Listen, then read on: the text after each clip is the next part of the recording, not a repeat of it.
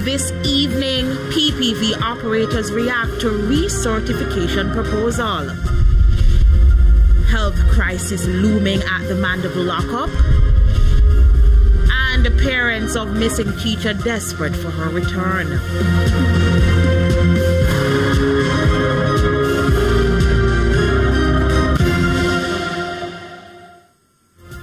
Good evening and welcome to Primetime News. We're live on air and also online at onespotmedia.com. A very special welcome also to our viewers on TVJ International in the Cayman Islands. I am Javon Keys. And I'm Kalisha Williams with a preview of what's to come in the financial week. Here's Anthony Lugg.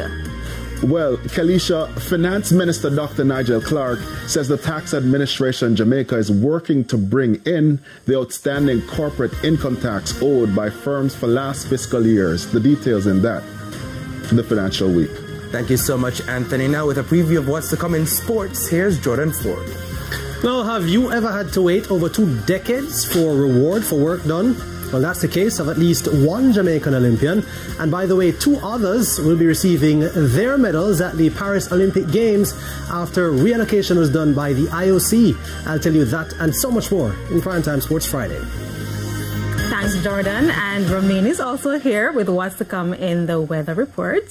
Thanks, Kalisha. We still have dry conditions in the forecast for this weekend across most of the island.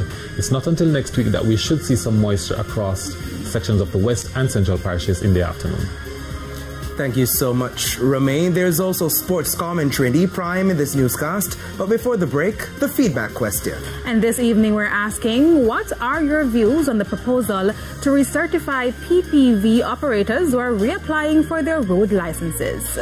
You can share your comments online at facebook.com/televisionjamaica and post on X at TVJ News Center.